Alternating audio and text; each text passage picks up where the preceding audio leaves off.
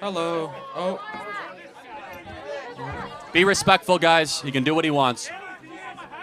oh, can I start now? Oh, nice to meet you, Charlie. I'm a big fan. I think you're a very beautiful man. I admire you physically. But no homo, no homo, no homo. I did have a question. Something I don't find very interesting about you, something I find kind of repulsive, is that I believe you said that the Civil Rights Act was bad and that we shouldn't have that. Okay. Well, Oh, thank you. I appreciate that. I don't like you as much as Charlie, though. First of all, what's your name? Sorry. I don't want to be like filmed and stuff. Too late. I'm anonymous, number one. Anonymous guy. Okay. Well, hello. Nice to meet you, anonymous guy. Thank you. Thank you. Nice to meet you too. Yeah. I believe in part of the essence of the Civil Rights Act went way too far, way too wide. Oh, how did it go too far? Well, for example, it created an entire civil rights leviathan that gave us affirmative action. Civil rights Leviathan? What do you mean? Yeah, so if you can let me finish Oh, three words oh, in. sorry. It allowed the Department of Justice to go after people that have different skin color, aka white people, and prevent them from getting jobs in college admissions. You have a job. I'm sorry? You have a job. No, you're right, I do. Right. But just until Trump came around, until the Supreme Court decision, thanks to the Civil Rights Act, if you have white skin color, it's much harder to get into a college than if someone has black skin color. Much harder. You have to get higher test scores. It's a much harder pool, largely thanks to the precedent set by the Civil Rights Act. Not to mention all the trans stuff that we're seeing. We're seeing men be able to win trophies and medals from women across the country, and they use the Civil Rights Act to justify it. Okay, I think I see where you're coming from. So you think that it's harder for white people because black people they could have lower tech scores and get them because It's not what I think. It's okay, the fact. that's what you're saying. Okay, all right. Well, I guess what I would say too. I think perhaps you're familiar with the term equity, right? Where different people have different circumstances. It's which leads them to Marxism. different outcomes. I reject okay, the framing of it. Well, whether you reject it or not, I think it's a prescient concept in this argument. Because what you have to understand is that when for example, you're born in like a black neighborhood, you're born in like O Block or something, like a very, like a, oh, you don't know what O Block is? Oh, well, if you're born there, if you're born in a very poor area like that, with like very low economic opportunity, very poor schools with very low ratings, where the average test score is much lower, when you're in that environment, you have the whole system up against you, right? So when you say in that kind of circumstance, when you're facing the whole, I guess, leviathan of systemic racism, So- when you say that, sorry, let me just finish. no, When you say it's fair to, for example, lower the standard because knowing that their circumstances were like that, perhaps based on what they had, what was presented to them, they had the correct amount of merit to get into a school. Okay, so are you a student here? I'm guessing you are. Oh, yeah, I'm a student here. Are you a pretty good student? Oh, yeah, I would say I'm a good student. I have a pretty high GPA. Okay. Yeah. Can you give your GPA to her because she's a woman of color, please? Oh, well, you want me to give you a, I mean, I can. Would you be willing to do that? Yeah, sure. You'd be good. You cool with that? Yeah, So- I'm fine. Wait, you mean I like, want you. like tell her or like no, give it to her? by force. Like we're swapping so it. Let me tell you what I'm going to Okay. do. By force, white man. Okay, yeah. I'm going to take your GPA. I'm going to give it to a woman of color. Okay. You're cool with that? I mean, yeah, I can just work back up. Like, There's no working hey, back bro, up. I can pull myself up by my bootstraps. No, What do there's you no mean? working back up. What do you mean you can't work back you're up? That's only- the whole point of No, conservatism, isn't I'm it? going to keep on taking Oh, it from you because that's equity. yeah. And you're cool with that. What? But 'Cause that's not this is equity in practice. Equity isn't taking. Equity is applying the equal standard. If you give, how do you get? You must take, and then you give. Wait, what do you mean? That which is given must first be taken. Well, what's being taken? Well, in this case, grades from you to grades But to her. no one's taking my grades though. That's not what affirmative it's action called- is. well, hold on a No one second. takes your grades. Hold on a second. If you Yeah, only have yeah, so many, oh. you only have so many positions at University of South Florida to come in, right? There's a set number. Let's say it's 20,000 people, okay? And we're gonna say we're gonna lower the test standards so that somebody that's a woman of color can come in, and therefore it's harder for you. So it's a higher bar for you, lower bar for them. Definitionally, that's a redistribution of test scores to somebody else, just by the definition. And you're okay with that? Well, I guess I would ask then, if we were to do what you're doing, I guess that's what's happening under Trump, right? Well, no, it's What- actually been happening the last 40 years. Okay, yeah. actually, yeah, whatever. Okay, so when you say that, if you do that, then, well, black people aren't going to get into school, and then they won't be able to uplift themselves. They won't be able to have prosperous families. They won't be able to, equalize the economic status because you need to give them a little jump start. You know what? You have a car, right? How is that? How is that? Well, no, now I know who you are. No, it's good. But no, how has I'm that another- worked the last 40 years? We've had robust affirmative action. No. We've had hiring practices. Has it made Black America more successful? I can answer that easily. It's because sorry.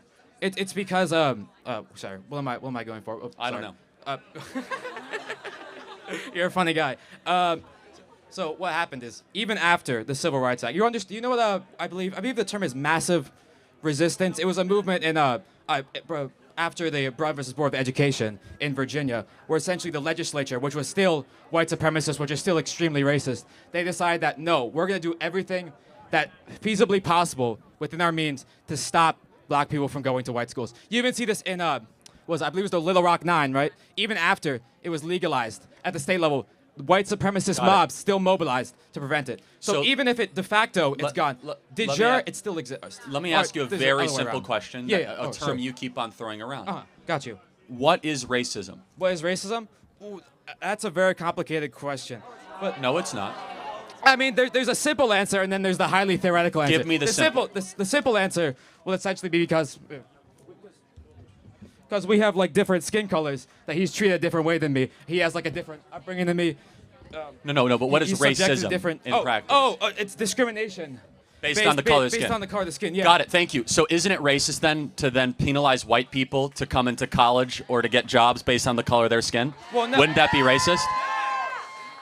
So you're arguing for a very racist policy, which is that we should actively discriminate against people based on the color of their skin, which is affirmative action in DEI in practice. I just disagree with the premise that you can do like anti-white racism because Wait, can you be racist against white people? No, bro, I'm a cracker, bro. What the f? No, you can't be racist towards white. Bro, there's so many crackers here, bro. There's your clip, bro. There's your clip.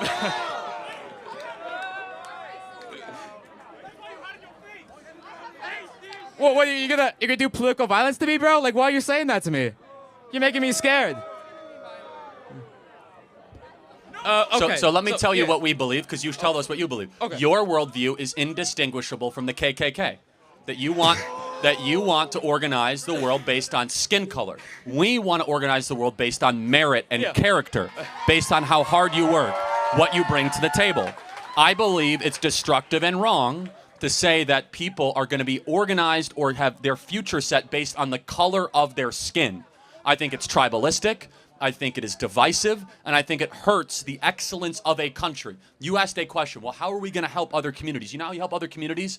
Stop pandering to them and start treating them like individuals made in the image of God, not tribes to be organized for political purposes. Okay, so do you think like when Trump is now he's president, now that racism is gone now because Trump is back and we're no longer pandering, right?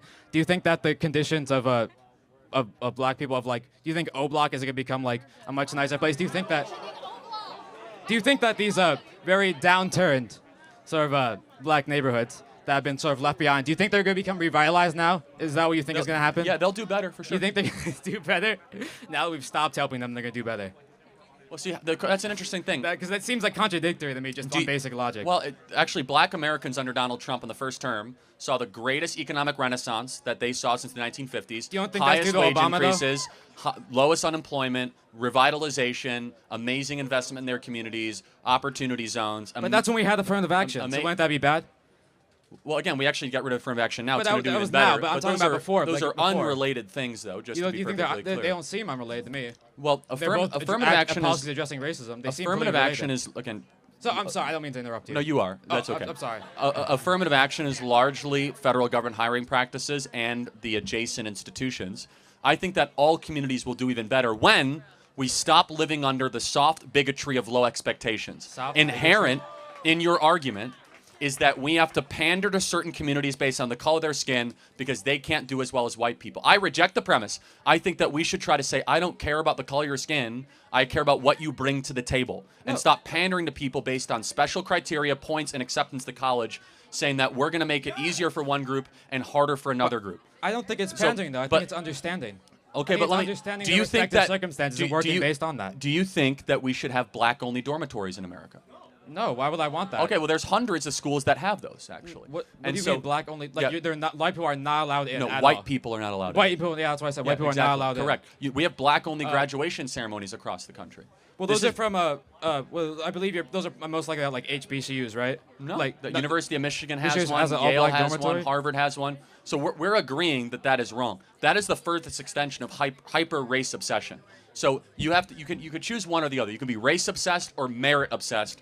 We as conservatives decide to be merit obsessed, to build a country based on how hard you work and what you're able to deliver.